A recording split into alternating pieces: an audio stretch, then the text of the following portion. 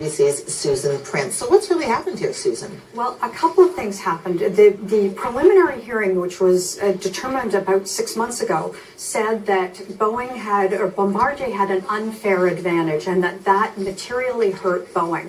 And that's when the U.S. Trade Commission said, okay, we're going to impose a tariff of the 292%.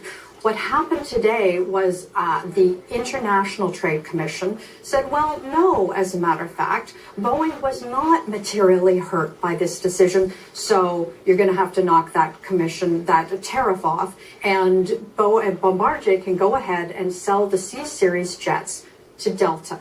So and what came as a surprise was people had widely anticipated, and by people I mean trade lawyers and industry experts had widely expected the ruling from the U.S. International Trade Commission to be in Boeing's favor. So this came a little bit later this afternoon, and it was a big surprise. Mm-hmm. If we take a look at the Boeing stock, or Bombardier stock, what you'll see, stock is up about almost 15%. It was trading at $3.07 this morning, and really sideways throughout the day when there wasn't a big anticipation.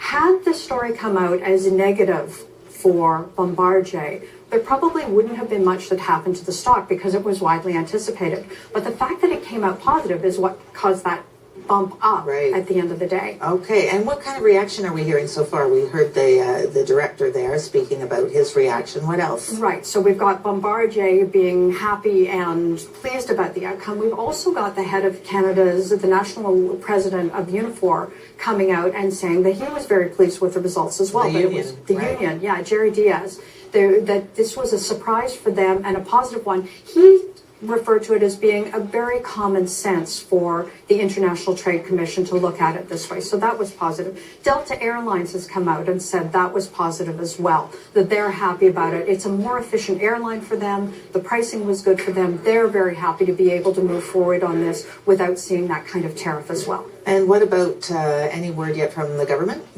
Yes, if we take a look, Chrystia Freeland came out today. She's been involved with the NAFTA discussions, and here's what she had to say. She said that Canada's innovative aerospace industry is at a historic and vital sector of the economy, supporting more than 200,000 middle-class jobs across the country. The Government of Canada will always vigorously defend the Canadian aerospace industry and its workers against protectionist trade practices. So, positive reaction there. As you might imagine, not such a positive reaction from Boeing.